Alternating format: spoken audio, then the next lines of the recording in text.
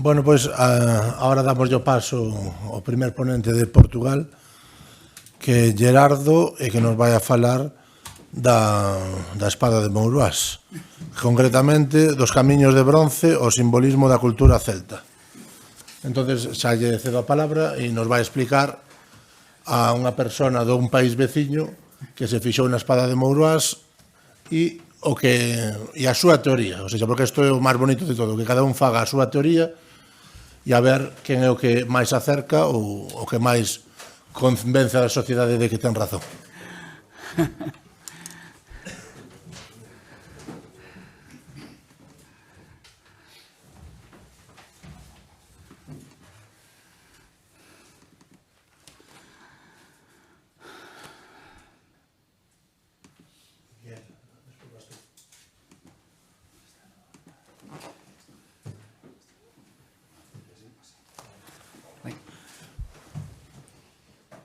Penso que está... Bueno, mas uma vez mais vou falar em português. Pode ser? Uma vez mais, muito obrigado ao José Miguel e ao Ayuntamento e aos colegas todos que ajudam e que participam, ao Martim e a todos por estarem cá. O que eu venho falar não é nada novo. O que eu venho falar é uma coisa que já trouxemos cá em anos anteriores, num outro contexto, no contexto de um projeto que também participamos em conjunto, que foi o projeto Elvin-C, e que tivemos a oportunidade, o privilégio, digamos assim, de poder, através do José Miguel e do Ayuntamento, em contacto com o Museu de Ourense, de ter acesso a uma peça espetacular, que é um ícone, para mim é um símbolo, mais do que um artefacto arqueológico, é um símbolo, mais do que um artefacto cultural, mais do que uma peça de bronze, é um símbolo. Tivemos a oportunidade de ir ao Museu de Ourense com autorização e fazer a digitalização, não como queríamos, porque não tínhamos na altura o equipamento que desejávamos, mas conseguimos fazer de qualquer forma. Lamentavelmente, essa informação, os problemas da era digital, é que cabe tudo num disco, e esse disco, por muito interessante que tenha a informação lá dentro, esse disco pode perder-se por um acidente, pode estragar-se, e então em parte foi isso que aconteceu, mas conseguimos, para esta apresentação, trazer uma coisa nova, feita através da modelação digital, com recurso a algumas fotos por telemóvel que fizemos na altura. E pronto, o que venho falar aqui é um pouco de tudo, é um pouco do trabalho que fizemos, da espada em si. Não somos especialistas na Idade do Bronze, nem pretendemos ser, mas esta peça é muito mais do que a Idade do Bronze. Esta peça, do nosso ponto de vista, envolve muito mais coisas do que a Idade do Bronze. Envolve migrações, envolve tempos antigos, envolve percursos, envolve caminhos, envolve rotas, envolve rios, como já vamos ver, envolve acidentes naturais por toda uma Europa que, por uma casualidade, por volta várias vezes, mas uma das vezes mais interessantes, o Rio Reno, as margens do Rio Reno ficaram menos congeladas, ou mais congeladas, depende da época, e permitiram que determinadas comunidades migrassem, conseguissem ultrapassar o rio e passassem para um dos lados e pudessem percorrer outros caminhos. Mas o que vou falar é um pouco sobre a investigação que fizemos na altura, muito pequenina, é uma coisa exploratória, sobre a espada de Mouruás. Já todos devem ter ouvido falar da espada. É uma espada da Idade do Bronze, finais do Bronze Final, com uma designação que envolve uma morfologia relativamente, em Portugal chama-se piristilo, portanto uma pistiforme. Aparece pela primeira vez, não diria pela primeira vez, mas a origem não desta espada, porque disso não podemos dizer que seja de lá, mas a componente, digamos, simbólica, o conhecimento técnico para a fazer, a forma da espada tem, a metodologia, a fundição e o tratamento da espada, que é, digamos, é um tratamento misto, ou seja, é uma espada feita à base de fundição, mas que depois leva, digamos, uma espécie de moldagem por percussão, pronto, envolve todo um conhecimento que se transporta, como já vamos ver, de uma região bastante longínqua, como vimos na imagem anterior, na primeira imagem, são perto de mais de 2.000 quilómetros de distância, digamos, há mais de 3.000 anos, ou 3.500 anos, e é aqui nestas paisagens, numa espécie de ambiente cultural, natural, entre os Alpes, entre a zona da Suíça e a zona da Alemanha, portanto ali numa região que envolve rios, como o nosso colega já falou também, envolve rios, envolve paisagens naturais que foram importantes para as comunidades, porque foi da forma com que eles delimitavam os territórios não só nesta época, mas na Idade Média ou inclusivamente na Idade Moderna, eram delimitados em função dos acidentes naturais, dos rios, as freguesias, no caso de Portugal, os concelhos, em grande parte eram delimitados administrativamente por acidentes naturais, como rios, montanhas, essas coisas todas, não é? E para eles, para estas comunidades, foi mais ou menos, isto é paisagem, uma imagem da paisagem, de uma coisa chamada, ou então Hemmingkofen ou Hallstatt, que foi onde apareceu um grande cemitério, em contextos da chamada Idade do Bronze, onde apareceram artefactos, entre eles espadas, outros artefactos, mas também espadas, desta morfologia. Isto é uma imagem do cemitério desta época, com artefactos, como costumam aparecer nestas... Isto aqui é o espólio, algum do espólio que se identificou naqueles e noutros sítios arqueológicos, mas sobretudo neste. Já vamos ver mais à frente como podemos, porque a arqueologia, eu não sei se me estou a demorar muito. Pronto, ok. Porque eu durante o nosso percurso, eu sou arqueólogo, sou formado em História, sou historiador, mas depois sou formado em Arqueologia, e trabalhei sempre numa zona, digamos, um terreno de ninguém, entre a arqueologia e a história, o património material, já há muitos anos, e não sou daquelas pessoas, não somos daquelas pessoas que acham que a arqueologia é tudo, mas também não acha que a história é tudo, nem que a antropologia é tudo, ou seja, é um conjunto de coisas que se misturam. E temos esta perspectiva que isto tudo é interessante, como peça arqueológica, mas não chega.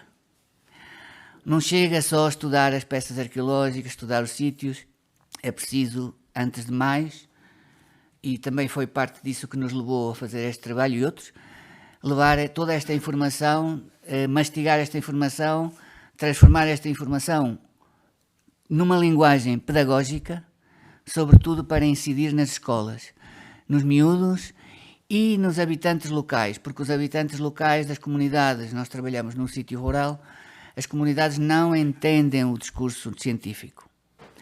Não entendem, nem querem entender, nem nunca vão entender. É preciso transformar, e o João, o nosso amigo, também colabora connosco nisso, é preciso transformar esta mensagem científica numa mensagem mais pedagógica e mais cultural, acessível a todos. Não quer dizer com isto que tenhamos que deturpar essa mensagem e criar, como já tenho visto em alguns sítios, criar novas tradições, porque não se criam novas tradições. As tradições já existem e podem-se trazer cá. Portanto, isto é o mapa para explicar mais ou menos de onde é que vem isto tudo. Aquele pontinho azul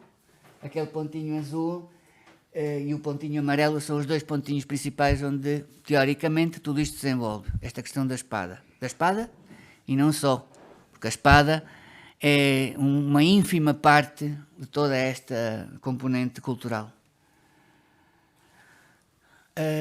Tudo isto, como já falei, se desenvolve a partir da necessidade ou da intenção, não necessariamente a necessidade, mas às vezes não há necessidade de fazer as coisas, mas fazem-se. Tudo envolve os grandes cursos de água da Europa.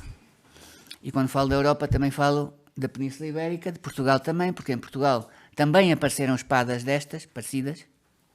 Elas estão muito associadas a cursos de água, a grandes cursos de água. Isto é um exemplo do percurso, teoricamente, não foi feito nem num ano, nem em 2, nem em 3, nem em 100, nem em 200. Foi feito ao longo de muito tempo, mas o percurso cultural deste artefacto percorreu este território todo e outros, portanto estou aqui a falar deste, mas há outros sítios na Europa onde estes artefactos chegaram. Para avançar rapidamente, pronto, isto é um trabalho que da vez passada falamos um pouco mais, um trabalho de um académico que se debruçou sobre as espadas que foram encontradas na Península Ibérica. É uma coisa...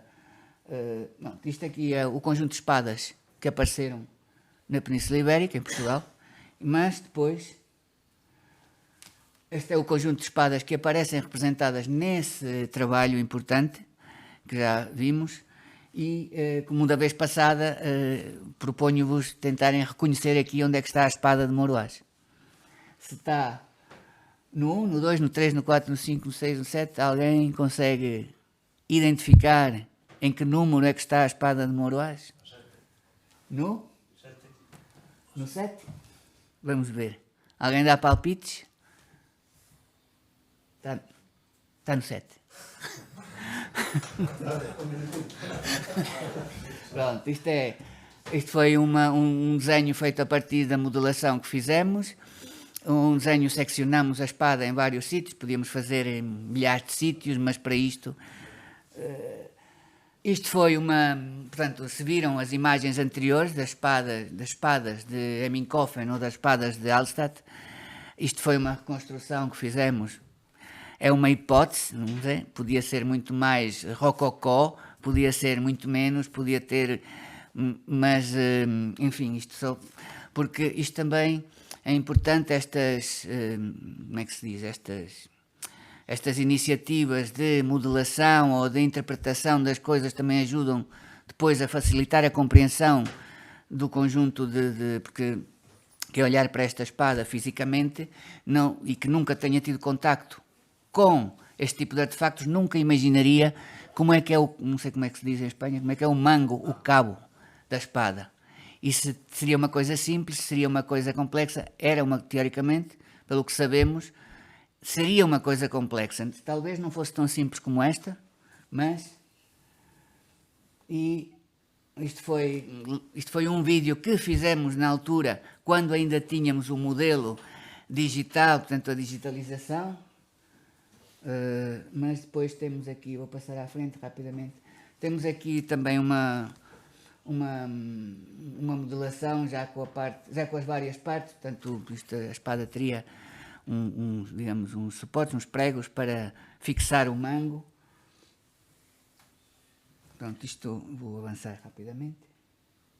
E o mais interessante disto também foi a parte final do processo, que foi a parte pedagógica de toda esta pequeníssima investigação, que foi quando nós...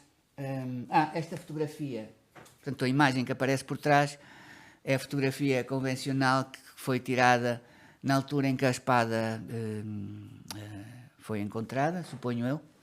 É uma fotografia da época e que, pronto, utilizamos aqui só para mostrar como é que... uma coisa importante é, através da modelação digital, conseguimos determinar que a espada foi fundida em 623 centímetros cúbicos de bronze.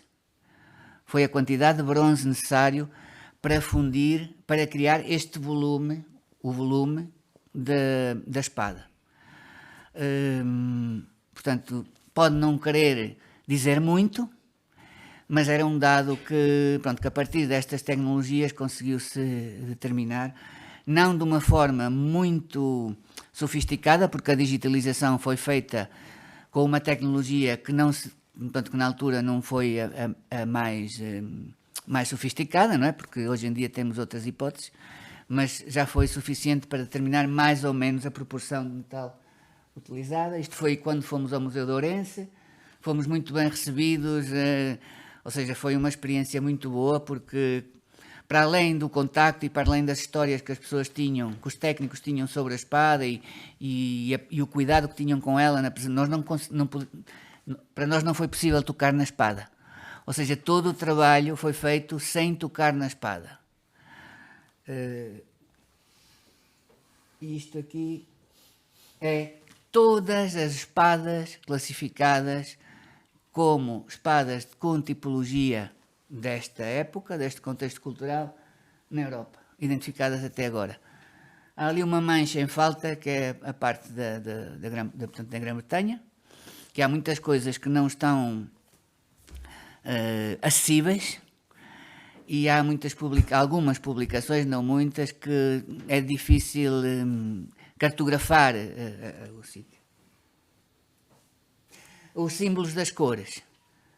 Aqui não tenho, mas cada símbolo, cada cor, significa um contexto em que a espada foi encontrada. Em necrópolis, ou seja, cemitérios, em povoados, sítios de habitação, e perto de cursos de água ou zonas com... Pronto. E esta foi a parte mais importante de todo o trabalho, porque a modelação da espada permitiu a impressão em 3D da espada, e foi um prazer enorme para nós. Não sei se todos sabem a história, a maior parte sabem, que esta senhora foi a responsável pela